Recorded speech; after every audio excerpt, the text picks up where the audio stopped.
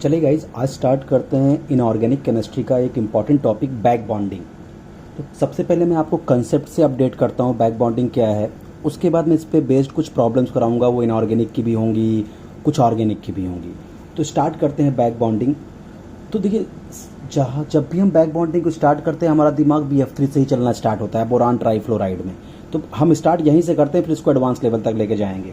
आप देखिए back bonding क्या होती है, क्या कंडीशन होती है जब बैक बॉन्डिंग होगी, कौन कौन बैक बॉन्डिंग करता है, कहाँ कहाँ इसका कंसेप्ट आता है, मैं सब डिटेल में आपको आज समझाने चल रहा हूँ।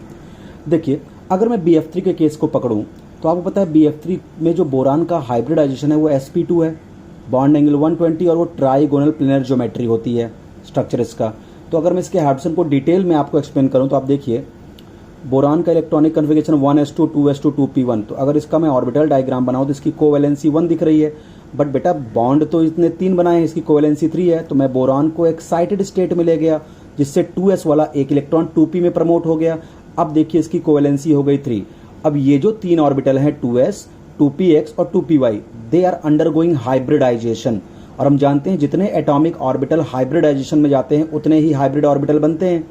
तो देखिए 3 एटॉमिक ऑर्बिटल गए तो 3 बने, एक s और 2 p, तो हाइड्रोजन क्या हो गया sp2।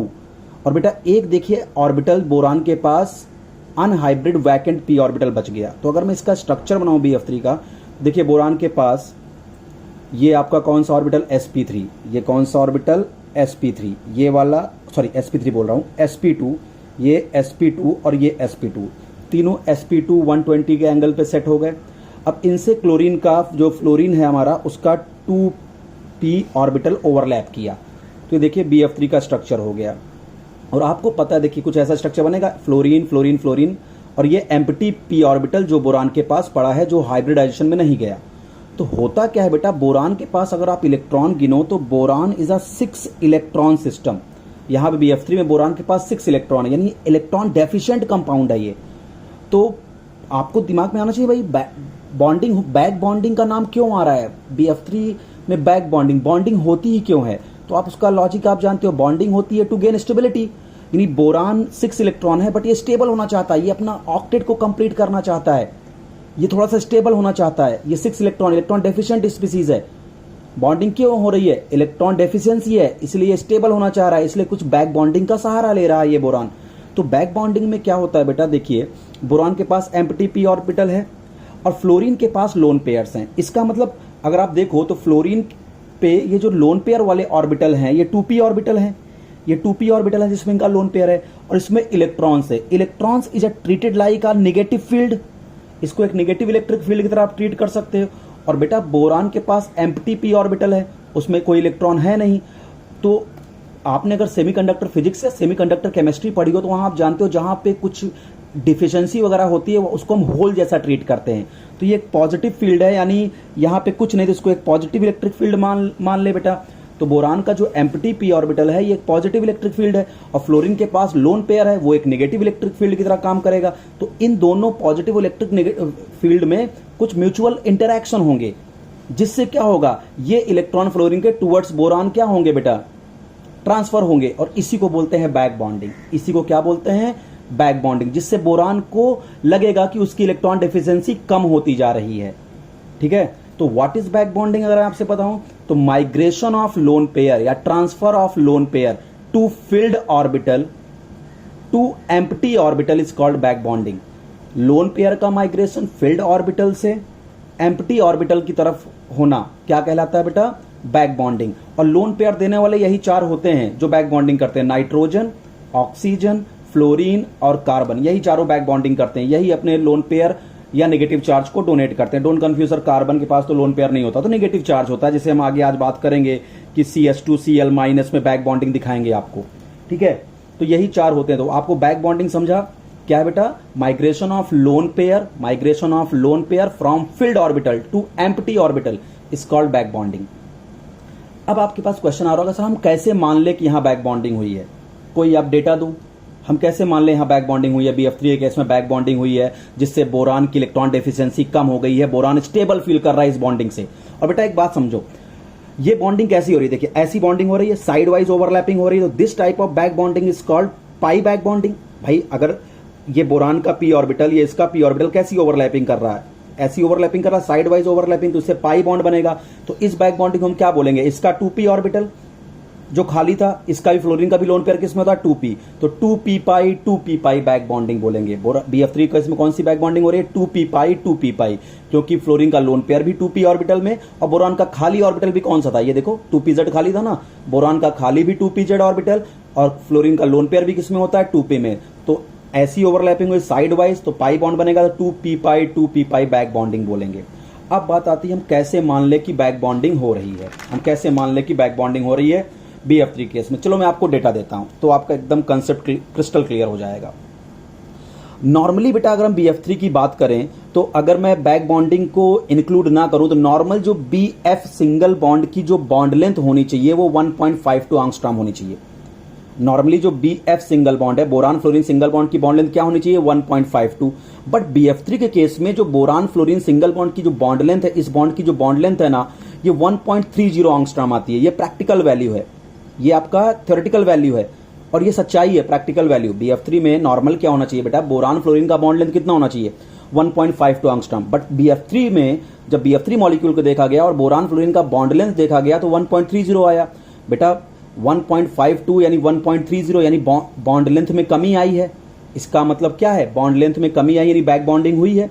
सिंगल बॉन्ड एक्वायर सम डबल बॉन्ड कैरेक्टर, ये भाई BF सिंगल बॉन्ड की बॉन्ड लेंथ इतनी होनी चाहिए, जबकि उससे कम बॉन्ड लेंथ आ रही, जिससे ये प्रूव हो रहा है कि single bond acquired some double bond character. और डबल बॉन्ड कब एक्वायर होगा, जब फ्लोरीन अपने लोन पेयर को बोरान को ट्रांसफर कर दे, तो इनके बीच एक्स्ट्रा बॉन्ड बन जाएगा, बैक बॉन्डिंग हो जाएगी, जिससे क्या होगा, बॉन्ड ऑर्डर बढ़ जाएगा, बॉन्ड लेंथ घट जाएगी। और आपको इसको डिटेल में कर देता हूं, देखिए BF3 ये मॉलिक्यूल था मेरे पास, मैं आपको दिखा रहा हूं बैक बॉन्डिंग कैसे होती है।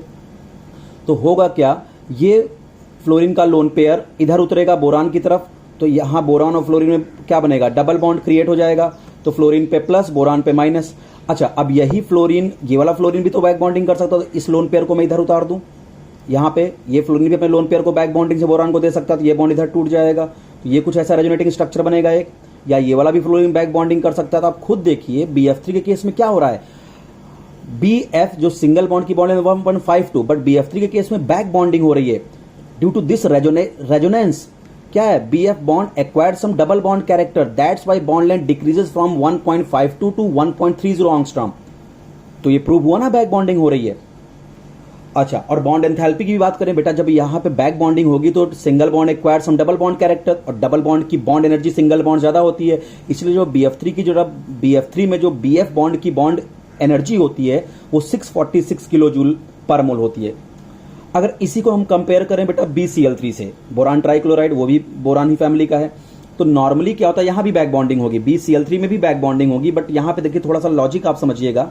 Normal boron chlorine single bond की बॉन्ड लेंथ 1.87 एंगस्ट्रॉम होनी चाहिए, ये होनी चाहिए, ये थ्योरेटिकल डेटा है। बट जब हम BCl3 मॉलिक्यूल जो है, जब हमने BCl3 मॉलिक्यूल में देखा कि भाई बोरान क्लोरीन जो सिंगल बॉन्ड है उसकी बॉन्ड लेंथ क्या है, तो होनी क्या चाहिए 1.87, निकल के क्या आई 1.76 एंगस्ट्रॉम, यानी एक्सपेक्टेड से छोटी आई। इसका मतलब यहां भी बैक बॉन्डिंग हो रही है, बट जरा गैप देखना, ये 1.52 होना चाहिए था boron fluorine, but BF3 case में 1.30, बहुत ज्यादा डिफरेंस आया है बॉन्ड लेंथ में।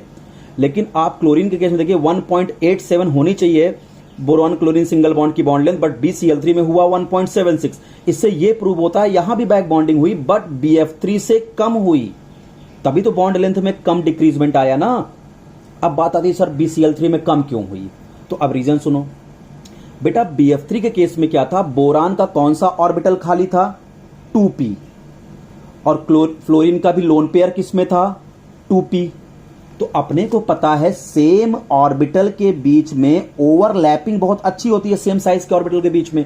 तो यहां बोरान का भी खाली ऑर्बिटल था 2pz और फ्लोरीन के लोन पेयर भी थे 2p, और इसका मतलब दोनों सेम साइज के ऑर्बिटल हैं, तो इसमें अच्छी ओवरलैपिंग होगी। भाई 2p पाई साइड वाइज ओवरलैपिंग को ही तो हम क्या बोल रहे हैं, बैक बॉन्डिंग। तो बोरान का खाली भी क्या है 2p ऑर्बिटल, और फ्लोरीन का भी लोन पेयर किसमें है 2p, तो ये this is called 2p pi back bonding. Same size के ऑर्बिटल में साइड वाइज ओवरलैपिंग भी बहुत अच्छी होगी, जिससे ये बॉन्ड स्ट्रांग बनेगा, अच्छी बैक बॉन्डिंग हुई। बट BCl3 केस में देखिए, बोरान का तो खाली ऑर्बिटल 2pz ही है, 2p ऑर्बिटल है, बट क्लोरीन के लोन पेयर किसमें होते हैं 3p में होते हैं। 3p में होते हैं। तो यहां पे जो ओवरलैपिंग है 2p ऑर्बिटल और 3p ऑर्बिटल के बीच में हो रही है, और 2p और 3p का साइज में काफी डिफरेंस होगा। तो इसमें जो 2p और 3p ऑर्बिटल बहुत अच्छे से ओवरलैप नहीं कर पाएंगे। इससे क्या होगा, ये जो 2p पाई 3p पाई बैक बॉन्डिंग है, ये 2p पाई बैक बॉन्डिंग से वीक होगी, क्योंकि बोरान का 2p ऑर्बिटल और क्लोरीन का लोन पेयर 3p, 2p और 3p में साइज का डिफरेंस है, तो बढ़िया ओवरलैपिंग नहीं होगी। इसीलिए BCl3 में बैक बॉन्डिंग BF3 से कमजोर होती है, इसलिए बॉन्ड लेंथ कम डिक्रीज हुआ। एक बात समझ में आ गई। अच्छा, अब अगली बात सुनिए। जैसे मैं बोलूं कि जैसे मान लीजिए BF3 है, ये अगर अमोनिया से रिएक्शन कर लेगा तो ये कंपाउंड बना लेगा। तो इससे क्या होगा, जब तक ये BF3 था ये sp2 हाइब्रिड था, 6 इलेक्ट्रॉन सिस्टम था, लेकिन जैसे ये अमोनिया के साथ रिएक्शन करेगा ये लुईस एसिड तरह बिहेव करेगा, तो क्या होगा, ये अमोनिया के साथ कोऑर्डिनेट बॉन्ड बना लेगा। अब ये sp3 हाइब्रिड हो गया, sp3 हाइब्रिड हो गया, इसकी इलेक्ट्रॉन डेफिशिएंसी खत्म हो गई, तो अब ये बैक बॉन्डिंग नहीं करना पसंद करेगा। तो देखिए इसकी बॉन्ड लेंथ क्या आ गई। अब मैं बता रहा हूं कि अगर sp2, जब ये लुईस एसिड है, अमोनिया से रिएक्शन किया तो ये क्या बन गया, टेट्राहेड्रल sp3 स्ट्रक्चर बन गया। तो बैक बॉन्डिंग कमजोर पड़ गई। अब बैक बॉन्डिंग क्या हो गई, कमजोर पड़ गई, क्योंकि अभी अपनी कोवैलेंसी को 3 से 4 कर चुका है, इसलिए बैक बॉन्डिंग कम हो गई। देखिए बॉन्ड लेंथ जो 1.52 से 1.30 हुई थी BF3 के केस में, इस जगह पे बॉन्ड लेंथ 1.38 हुई है 1.52 से घट के। तो अगर अब बात करें जरा लुईस एसिडिक स्ट्रेंथ या ऑर्डर ऑफ बैक बॉन्डिंग की, तो जैसे हमने देखा BF3, BCl3 और BBr3। आपको पता है बोरान का तो खाली ऑर्बिटल कौन सा होगा, 2p। बोरान का खाली ऑर्बिटल कौन होगा, 2p। फ्लोरीन का लोन पेयर होगा 2p में। बोरान का खाली ऑर्बिटल 2p, क्लोरीन का लोन पेयर होगा 3p, और बोरान का खाली ऑर्बिटल 2p, ब्रोमीन का लोन पेयर होगा 4p में। तो आप खुद बताइए, हमने केमिस्ट्री में हम क्या जानते हैं, सेम साइज के ऑर्बिटल के बीच बॉन्डिंग अच्छी होती है। तो यहां पे BF3 के केस में देखिए बोरान का खाली ऑर्बिटल भी 2p, फ्लोरीन का लोन पेयर भी 2p है, तो 2p में बहुत बढ़िया बैक बॉन्डिंग होगी, बहुत अच्छी ओवरलैपिंग होगी, इसलिए ये 2p पाई बैक बॉन्डिंग कहलाएगा। BCl3 में ये 2p पाई 3p पाई, क्योंकि यहाँ पे 3p ऑर्बिटल में लोन पेयर है क्लोरीन का, और डालना उसको 2p ऑर्बिटल में अपने लोन पेयर को है, और बोरान का 2p खाली, ब्रोमीन का 4p में लोन पेयर है। तो आप देखिए ये 2p, ये 2p 3p, ये 2p 4p। तो जैसे जैसे ऑर्बिटल का साइज डिफरेंस बढ़ता जाएगा उसमें अच्छी ओवरलैपिंग नहीं हो पाएगी, अच्छी बैक बॉन्डिंग नहीं हो पाएगी। तो इसका मतलब अगर मैं बोलूं कि ऑर्डर ऑफ बैक बॉन्डिंग क्या होगी, तो सबसे बढ़िया बैक बॉन्डिंग कहां हुई, BF3 के केस में, उससे कम बैक बॉन्डिंग BCl3 के केस में, और सबसे कम बैक बॉन्डिंग BBr3 के केस में। तो ये हो गया बेटा ऑर्डर ऑफ बैक बॉन्डिंग। ठीक है। अब अगर मैं बोलूं order of Lewis acidic character क्या होगा इन तीनों का, बेटा लुईस एसिड वो होते हैं जो इलेक्ट्रॉन पेयर एक्सेप्टर होते हैं, जिनको अर्ग होती है या जिनको इच्छा होती है कि इलेक्ट्रॉन पेयर को एक्सेप्ट करें। तो आपको तो लग रहा है सर 6 इलेक्ट्रॉन यहां, 6 इलेक्ट्रॉन यहां, बोरान के पास 6 इलेक्ट्रॉन यहां पे भी है, बट बेटा बोरान को किसी भी लुईस बेस की जरूरत नहीं है, BF3 को किसी भी लुईस बेस की जरूरत नहीं है। क्यों, उसकी कमी फ्लोरीन ही पूरी कर दे रहा है इलेक्ट्रॉन की, due to strong back bonding. 2p pi इतनी बढ़िया बैक बॉन्डिंग है कि बड़े अच्छे से फ्लोरीन अपने लोन पेयर को इसके एम्प्टी ऑर्बिटल में डोनेट कर रहा है थ्रू बैक बॉन्डिंग, जिससे BF3 के केस में बोरान का इलेक्ट्रॉन डेफिशिएंसी बहुत ही कम हो गई है। लेकिन BBr3 के केस में अच्छी बैक बॉन्डिंग हो नहीं रही है, तो ब्रोमीन अपने लोन पेयर को बोरान के 2p ऑर्बिटल में डोनेट अच्छे से कर नहीं पा रहा है। तो इस बोरान को तकलीफ है अभी, क्योंकि इसका जो 6 इलेक्ट्रॉन सिस्टम है ये स्टेबिलिटी की ओर नहीं जा पा रहा है, क्योंकि ऑर्बिटल में डिफरेंस है, तो बैक बॉन्डिंग अच्छी नहीं होगी। तो ज्यादा इलेक्ट्रॉन की रिक्वायर किसको होगी, BF3 को या BBr3 को, BBr3 को, क्योंकि यहां अच्छी बैक बॉन्डिंग नहीं हो रही है, यहां ब्रोमीन इसका साथ नहीं दे रहा है अच्छे से। जबकि यहां BF3 में क्या है, फ्लोरीन का भी 2p ऑर्बिटल में लोन पेयर, बोरान का भी खाली ऑर्बिटल भी 2p में बढ़िया ओवरलैपिंग, अच्छी बैक बॉन्डिंग। तो फ्लोरीन बोल रहा है कि BF3 तुम्हें किसी लुईस बेस की जरूरत नहीं है, मेरा जो लोन पेयर है वही देके मैं तुम्हारी डिफिशियंसी को कम कर दूंगा बैक बॉन्डिंग से, तुम परेशान मत हो। तो इसीलिए क्या होगा, लुईस एसिडिक कैरेक्टर अगर बोलें तो सबसे वीक लुईस एसिड होगा BF3, उससे स्ट्रॉन्ग लुईस एसिड BCl3, उससे स्ट्रॉन्ग लुईस एसिड BBr3, क्योंकि यहां पे इलेक्ट्रॉन डेफिशिएंसी ज्यादा है, बैक बॉन्डिंग अच्छी नहीं हो रही है। अब एक क्वेश्चन आता है कि भाई BF3 बैक बॉन्डिंग करता है, बोरान बैक बॉन्डिंग करता है, तो उसी के नीचे एल्यूमिनियम है, बोरान फैमिली का ही एलिमेंट है एल्यूमिनियम, तो AlCl3 बैक बॉन्डिंग क्यों नहीं कर रहा है, AlCl3 बैक बॉन्डिंग क्यों नहीं कर रहा है, ये डाइमर क्यों बना रहा है। AlCl3 भी तो बैक बॉन्डिंग कर सकता है भाई, और आसान भी है। क्यों, अब देखो एल्यूमिनियम और क्लोरीन, एल्यूमिनियम का खाली ऑर्बिटल होगा 3p, क्लोरीन का आपका लोन पेयर होगा 3p में, तो 3p पाई बैक बॉन्डिंग होगी। बट आपको पता है सबसे स्ट्रॉन्ग बैक बॉन्डिंग होती है 2p पाई, उससे वीक होती है 3p पाई बैक बॉन्डिंग। तो ये जो बैक बॉन्डिंग है 3p pi back bonding is weaker than 2p pi back bonding which is takes place in BF3। BF3 के केस में क्या हो रहा है, 2p back bonding, 2p orbital में फ्लोरीन का लोन पेयर, 2p बोरान का खाली, बढ़िया ओवरलैपिंग। एल्यूमिनियम में भी 3p में है, बट प्रॉब्लम क्या है, 2p बैक बॉन्डिंग ज्यादा स्ट्रांग होती है 3p से, इसलिए AlCl3 बैक बॉन्डिंग में नहीं जाता। दूसरा, डाइमर बनाया है तो क्यों बनाया, इसका एक रीजन और सुन लीजिए। एक्चुअली जब AlCl3 डाइमराइज होकर स्टेबलाइज होता है ना, तो ज्यादा अमाउंट ऑफ एनर्जी को रिलीज करता है जब वो बैक बॉन्डिंग करके स्टेबलाइज होने जाता है। यानी वो उसके पास रास्ते दोनों हैं, या तो AlCl3 बैक बॉन्डिंग करके स्टेबलाइज हो जाए या तो डाइमर बना के स्टेबलाइज हो जाए। बट जब वो डाइमर बना के स्टेबलाइज होता है तो they releases 50% more energy in comparison to back bonding. तो जब वो डाइमर बनाता है तो 50% मोर एनर्जी को रिलीज करता है जब वो बैक बॉन्डिंग करता है, इसलिए ज्यादा एनर्जी रिलीज करेगा तो एनर्जी का कंटेंट घट जाएगा, स्टेबिलिटी ज्यादा मिलेगी, इसीलिए AlCl3 डाइमराइज होता है, ना कि बैक बॉन्डिंग करता है।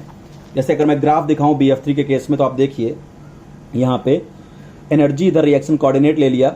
जब BF3, बेटा देखिए BF3 का जब ये है बैक बॉन्डिंग BF3 का और ये है डाइमर, इसलिए BF3 क्या है, बैक बॉन्डिंग में क्या है, उसकी एनर्जी बहुत कम है, इसका अंदर बहुत ज्यादा एनर्जी रिलीज कर दिया जब BF3 ने बैक बॉन्डिंग की, और जब डाइमर बनाया तो कम एनर्जी रिलीज किया, इसलिए BF3 के लिए अच्छी चॉइस क्या होती है, बैक बॉन्डिंग करना। चलिए अब जरा हम प्रॉब्लम्स की बात कर लेते हैं इसमें, कि कैसे क्या क्या प्रॉब्लम्स आएंगी। तो हम आपको एक एक प्रॉब्लम्स को जरा इसमें बताते हैं अपने तरीके से। सबसे पहले आता है प्रॉब्लम्स की, अगर बात करें बैक बॉन्डिंग पे, पहला क्वेश्चन कि NH3 PH3 और PF3 order of bond angle पूछता है। तो अपने को पता है NH3 तो sp3 हाइब्रिड है, इसमें बॉन्ड एंगल होता है 107 degree due to VSEPR theory, lone pair bond pair repulsion. But आपको पता है फॉस्फीन और PF3 जो फास्फोरस के हाइड्राइड होते हैं और फास्फोरस के जो फ्लोराइड होते हैं, they do not go in hybridization, उनका हाइब्रिडेशन होता नहीं ड्यू टू ड्रैगोज रूल। आपको पता होगा ड्रैगोज रूल के अकॉर्डिंग इनका हाइब्रिडाइजेशन होता ही नहीं। कभी हमें होगा तो हम एक वीडियो ड्रैगोज रूल पे आपको बना के देंगे। तो PS3 और PF3 का कोई भी हाइब्रिडेशन नहीं होता है अकॉर्डिंग टू ड्रैगोज रूल। तो नॉर्मली क्या होता है, देखो इसका तो बॉन्ड एंगल पता है, तो ड्रैगोज रूल से हम ये कभी नहीं बता पाते किसका बॉन्ड एंगल क्या होगा। तो उसके लिए हम, आप देखिए नॉर्मल अगर हम फंडा आपसे पूछें तो आप क्या बताओगे, आपका आंसर क्या आएगा, पहले ये देखिए PS3 और PF3 के केस में। अगर मैं ऐसे बता दूं PF3 और PH3 केस में, तो आपका आंसर क्या होगा। यहां दोनों के पास लोन पेयर है, आप बोलोगे सर फास्फोरस की इलेक्ट्रोनेगेटिविटी हाइड्रोजन ज्यादा है, तो शेयर्ड इलेक्ट्रॉन पेयर सारे इधर मूव करेंगे, जिससे यहां पे फास्फोरस के पास क्या होगी, इलेक्ट्रॉन डेंसिटी इधर बढ़ेगी, जिससे इलेक्ट्रॉन डेंसिटी बढ़ेगी तो यहां पे रिपल्शन बढ़ेगा। अगर मैं इस एंगल को θ1 मान लूं, इसको θ2 मान लूं, तो अब देखो यहां पे सारे इलेक्ट्रॉन फास्फोरस की तरफ शिफ्ट कर रहे हैं, तो फास्फोरस तरफ इलेक्ट्रॉन डेंसिटी बढ़ रही है। यहां सारे इलेक्ट्रॉन किधर शिफ्ट होंगे, इलेक्ट्रोनेगेटिव फ्लोरीन है तो फ्लोरीन की तरफ शिफ्ट होंगे, तो फ्लोरीन की तरफ इलेक्ट्रॉन डेंसिटी बढ़ेगी, तो इलेक्ट्रॉन डेंसिटी एक दूसरे से दूर जा रही है। और यहां पे क्या है, सारे इलेक्ट्रॉन फास्फोरस तरफ जा रहे हैं, जिससे इलेक्ट्रॉन डेंसिटी एक जगह इकट्ठा हो रही है फास्फोरस तरफ, जिससे क्या होगा, रिपल्शन बढ़ेगा, जिससे आप क्या बोलोगे सर θ1 ज्यादा होगा θ2 से। आपका आंसर ये होगा कि PS3 का बॉन्ड एंगल ज्यादा होगा PF3 से, जो आपका रॉन्ग आंसर है। आप ऐसा सोचोगे। अब दूसरा लॉजिक लगाते हैं, अगर मैं आपको इनका करेक्ट बॉन्ड एंगल बता दूं तो PS3 का होता है 93 डिग्री और PF3 का होता है 96 डिग्री, इनका करेक्ट बॉन्ड एंगल है। इसका मतलब PF3 का बॉन्ड एंगल ज्यादा होता है। तो अब लॉजिक सुनो क्यों ज्यादा होता है उसके पीछे का। जरा PF3 को देखो, आप यहां बनाता हूं PF F। आपको क्या लग रहा था, आपको लग रहा था, और इसके पास फास्फोरस के पास आपको पता है वैकेंट 3D ऑर्बिटल होगा, 3s2 3p3 होता है ना, तो इसका वैकेंट 3D ऑर्बिटल, तो फास्फोरस के पास वैकेंट 3D ऑर्बिटल होंगे। तो PF3 में क्या होता है, ये वैकेंट 3D ऑर्बिटल हो गया, और फ्लोरीन के पास क्या है, लोन पेयर। फ्लोरीन के पास क्या है, लोन पेयर। तो हमने क्या बताया था, migration of lone pair to filled orbital to the empty orbital is back bonding. यानी यहां PF3 के केस में बैक बॉन्डिंग हो जाएगी। क्यों, फ्लोरीन अपने इन लोन पेयर को इन ऑर्बिटल में क्या करेंगे, ट्रांसफर करेंगे, बैक बॉन्डिंग होगी। जब बैक बॉन्डिंग होगी, आपको क्या लग रहा था कि फ्लोरीन की इलेक्ट्रोनेगेटिविटी ज्यादा है तो सारे इलेक्ट्रॉन फ्लोरीन की तरफ आ रहे हैं, जबकि सच्चाई क्या है, PF3 में ड्यू टू बैक बॉन्डिंग सारे इलेक्ट्रॉन कहां जा रहे हैं, फास्फोरस की तरफ ही जा रहे हैं, शिफ्ट हो रहे हैं, जिससे रिपल्शन क्या होगा, काफी बढ़ जाएगा, जिससे जो θ2 की वैल्यू होगी वो ज्यादा होगी θ1 से। यानी PF3 का जो बॉन्ड एंगल होगा PS3 ज्यादा होगा। आपको लग रहा होगा सर PS3 में भी तो फास्फोरस के पास क्या है, वैकेंट ऑर्बिटल है, इसके पास वैकेंट 3D है, तो मानता हूं ना वैकेंट 3D है, बट क्या हाइड्रोजन के पास लोन पेयर है क्या? तो PS3 के केस में बैक बॉन्डिंग नहीं हो सकती। यहां पे क्या है, देखो यहां तो केवल बस इलेक्ट्रोनेगेटिविटी डिफरेंस से फास्फोरस के पास इलेक्ट्रॉन डेंसिटी बढ़ रही है, जिससे रिपल्शन बढ़ रहा है बॉन्ड पेयर के बीच, और एंगल बढ़ रहा है। यहां पे एक तो इलेक्ट्रोनेगेटिविटी आपका क्या हुआ, बैक बॉन्डिंग हो रही। फ्लोरीन क्या करा है, बॉन्ड पेयर रिपल्शन तो वैसे भी हो रहा था, loan pair bond pair repulsion भी हो रहा है, लेकिन बैक बॉन्डिंग से क्या हो रहा है, सारे फ्लोरीन के लोन पेयर किधर शिफ्ट हो रहे हैं, इसके वैकेंट ऑर्बिटल की तरफ। ठीक है, जिससे क्या हो रहा है आपका, यहां इलेक्ट्रॉन डेंसिटी काफी ज्यादा बढ़ जा रही है, जिससे रिपल्शन बढ़ रहा है, जिससे बॉन्ड एंगल बढ़ रहा है। या फिर और आपको रीजन बता दूं, यहां तो कोई बैक बॉन्डिंग नहीं हो रही है, बट PF3 केस में जब बैक बॉन्डिंग होगा तो single bond acquired some double bond character. जब यहां पे डबल बॉन्ड कैरेक्टर आएगा तो नंबर ऑफ बॉन्ड्स जो होगा क्या है, बॉन्ड ऑर्डर बढ़ता नजर आएगा, तो बॉन्ड में रिपल्शन होगा और बॉन्ड एंगल बढ़ जाएगा। ये पहला क्वेश्चन हुआ, किसका बॉन्ड एंगल ज्यादा होता है। अगला क्वेश्चन नंबर 2, इसमें क्या पूछता है बेटा, BF3 और BF4 माइनस के बॉन्ड लेंथ और बॉन्ड ऑर्डर के बारे में आप कमेंट करो। बॉन्ड लेंथ और बॉन्ड ऑर्डर के बारे में BF3 और BF4। तो अगर मैं BF3 के बारे में बात करूं बेटा, BF3 देखिए, ये बोरान के पास क्या है, इसका वैकेंट p ऑर्बिटल। ये क्या है बेटा, वैकेंट p ऑर्बिटल। बोरान के पास है वैकेंट p ऑर्बिटल। ठीक है, और फ्लोरीन के पास आपको पता है लोन पेयर हैं, फ्लोरीन के पास लोन पेयर हैं। अगर मैं BF4 का स्ट्रक्चर बनाऊं तो कुछ ऐसा, जो F माइनस है वो अपने इलेक्ट्रॉन को किसको डोनेट कर दिया है, बोरान को, और इस पे ओवरऑल चार्ज आया है माइनस। तो यहां देखिए BF3 के केस में बोरान की कोवैलेंसी है 3 और BF4 माइनस के केस में बोरान की कोवैलेंसी है 4। यहां पे होगा बैक बॉन्डिंग, यहां पे क्या होगा BF3 के केस में, बैक बॉन्डिंग, और यहां कोई बैक बॉन्डिंग की आवश्यकता उतनी है नहीं। ठीक है, बैक बॉन्डिंग उतनी तो नहीं होगी जितना यहां पे है। ठीक है, तो यहां पे आपकी हो गई बैक बॉन्डिंग। अगर यहां पे बैक बॉन्डिंग हो जाएगा तो जो सिंगल बॉन्ड है, acquired some double bond character, यानी इसका जो बॉन्ड ऑर्डर है वो बढ़ जाएगा। बॉन्ड ऑर्डर बढ़ जाएगा तो BF बॉन्ड लेंथ क्या हो जाएगी, कम हो जाएगी। भाई यहां पे अनसैचुरेशन बढ़ रहा है ना, जब ये लोन पेयर इसको डोनेट होगा तो ये single bond acquired some double bond character, तो यहां पे क्या होगा बेटा, बॉन्ड ऑर्डर बढ़ेगा। बॉन्ड ऑर्डर बढ़ेगा तो बॉन्ड लेंथ कम हो जाएगी। और इस केस में देखिए यहां पे क्या है, कोवैलेंसी हो गई 4 और हाइड्रोजन sp2 से हो गया sp3। अनसैचुरेशन कम हो रहा है यहां पे, अनसैचुरेशन यहां पे क्या हो रहा है भाई, वहां पे due to back bonding unsaturation बढ़ रहा था, single bond acquired some double bond character, but यहां पे जो अनसैचुरेशन हो रहा है वो कम हो रहा है आपका। ठीक है, जिससे क्या होगा, आपका बॉन्ड लेंथ बढ़ जाएगा। ठीक है, तो अगर मैं आपको प्रैक्टिकल डेटा की बात कर दूं तो इस केस में जो BF बॉन्ड लेंथ है आपको पता है 1.30 एंगस्ट्रॉम होती है, बट BF4 माइनस के केस में जो BF की बॉन्ड लेंथ आती है 1.38 एंगस्ट्रॉम होती है। तो साफ साफ दिख रहा है यहाँ बैक बॉन्डिंग हुई है, बहुत ज्यादा बैक बॉन्डिंग हुई है। ठीक है, अगला इनऑर्गेनिक केमिस्ट्री में एक बहुत इंपॉर्टेंट कंपाउंड आता है बेटा, बोराजीन, B3N3H6। इसको इनऑर्गेनिक बेंजीन भी बोलते हैं, बोराजीन, या इसको बोलते हैं इनऑर्गेनिक बेंजीन, बोराजीन या इनऑर्गेनिक बेंजीन। आपको लग रहा होगा ना कि बैक बॉन्डिंग क्या क्या कर सकता है, तो बेटा बैक बॉन्डिंग बहुत बड़ी फिनोमेना, बहुत कुछ कर सकता है। बैक बॉन्डिंग बॉन्ड ऑर्डर को बढ़ा सकता है, बॉन्ड लेंथ को घटा सकता है, बॉन्ड एनर्जी को बढ़ा सकता है। भाई बॉन्ड ऑर्डर बढ़ेगा तो बॉन्ड लेंथ क्या हो जाएगी, कम हो जाएगी। ठीक है, बॉन्ड ऑर्डर को बढ़ा सकता है, बॉन्ड लेंथ को कम कर सकता है, बॉन्ड एनर्जी को बढ़ा सकता है। भाई बैक बॉन्डिंग होगी तो single bond acquired some double bond character, जिससे क्या हो जाएगा, बॉन्ड एनर्जी बढ़ जाएगी। इवन बेटा ये मॉलिक्यूल के अंदर प्लेनरिटी भी ला सकता है, मॉलिक्यूल को प्लेनर भी बना सकता है, मॉलिक्यूल को ये प्लेनर भी बना सकता है, बॉन्ड ऑर्डर को बढ़ा सकता है, बॉन्ड ऑर्डर को घटा सकता है, बहुत कुछ कर सकता है।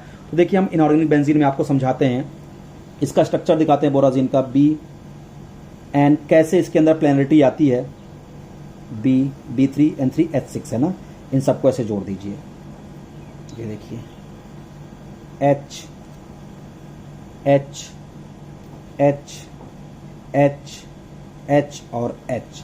अब आप देखिए नाइट्रोजन के पास बेटा है, होता है लोन पेयर, नाइट्रोजन के पास क्या होता है, लोन पेयर, ये है लोन पेयर नाइट्रोजन के पास। और बोरान के पास होते हैं वैकेंट ऑर्बिटल, बोरान के पास क्या होते हैं, वैकेंट ऑर्बिटल। ये क्या है आपके, वैकेंट ऑर्बिटल, बोरान के पास होते हैं वैकेंट ऑर्बिटल। तो क्या होगा, लोन पेयर इस वैकेंट ऑर्बिटल में जाएगा, बैक बॉन्डिंग, लोन पेयर इस वैकेंट ऑर्बिटल में बैक बॉन्डिंग, लोन पेयर इस वैकेंट ऑर्बिटल में बैक बॉन्डिंग। तो single bond acquired some double bond character,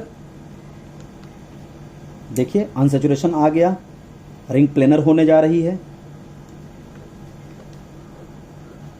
ये देखिए, अगर मैं बात करूं यहाँ पे क्या आ गया, डबल बॉन्ड कैरेक्टर, यहाँ पे डबल, कुछ बेंजीन लाइक स्ट्रक्चर नहीं बन गया, इसको बोलते हैं इनऑर्गेनिक बेंजीन। अब आप देखिए जब ये लोन पेयर डोनेट करेगा तो नाइट्रोजन के पास प्लस आएगा, बोरान के पास माइनस आएगा, नाइट्रोजन के पास प्लस आएगा, बोरान के पास माइनस आएगा, नाइट्रोजन लोन पेयर दिया प्लस माइनस, और बॉन्ड बनेगा, डबल बॉन्ड कैरेक्टर आ गया। तो इस तरह से ये इनऑर्गेनिक बेंजीन बनती है। और इसका भी अगर आपको प्रूफ दूं कि सर बोराजीन में बैक बॉन्डिंग हुई, हम कैसे माने, तो उसका भी प्रूफ ले लीजिए। नॉर्मली जो बोरान नाइट्रोजन सिंगल बॉन्ड की जो बॉन्ड लेंथ होती है ना बेटा, वो 1.510 एंगस्ट्रॉम होनी चाहिए, ये एक्सपेक्टेड है, इतनी होनी चाहिए, ठीक है। लेकिन होता क्या है बोराजीन के केस में, B3N3S6 के केस में, ये तो नॉर्मल बोरान नाइट्रोजन की बॉन्ड लेंथ का ऑर्डर, सिंगल बॉन्ड की बॉन्ड लेंथ इतनी होनी चाहिए। बट बोराजीन के केस में जो बोरान नाइट्रोजन सिंगल बॉन्ड का जो बॉन्ड लेंथ है बेटा 1.4136 एंगस्ट्रॉम आया। तो देखिए बॉन्ड लेंथ कम हुआ, बॉन्ड लेंथ कम होने का मतलब क्या है, बैक बॉन्डिंग हुई है, तभी तो बॉन्ड लेंथ कम हुआ। ये तो था बेटा कि चलो इनऑर्गेनिक से रिलेटेड क्वेश्चन। अब एक दो क्वेश्चन अच्छे मैं आपके ऑर्गेनिक से करा देता हूं। देखिए पहला question, first question, stability order पूछता है आपसे CH2OH प्लस और CH2 प्लस SS, दो कार्बोकैटायन दिया है, बोला कौन स्टेबल होगा। तो नॉर्मली अगर बेटा आप देखो क्या होगा यहाँ पे, आप बहुत ज्यादा दिमाग लगाओ। कार्बन पे प्लस का मतलब ये sp2 हाइब्रिड है, इसके पास वैकेंट p ऑर्बिटल होगा। तो होता है क्या है, जो CH2, बहुत ध्यान देखो, ये कार्बन का है वैकेंट p ऑर्बिटल। भाई स्टेबल कौन कार्बोकैटायन होगा, जहां पे पॉजिटिव चार्ज मिनिमाइज हो जाए। भाई चार्ज तब स्टेबल होते हैं जब चार्ज कम हो जाए, तो आपको पॉजिटिव चार्ज को खत्म करना है। तो आप जरा देखना, ऑक्सीजन का है लोन पेयर, ऑक्सीजन का लोन पेयर 2p ऑर्बिटल में होता है, और कार्बन का खाली ऑर्बिटल भी कौन सा होता है, 2p कार्बोकैटायन का।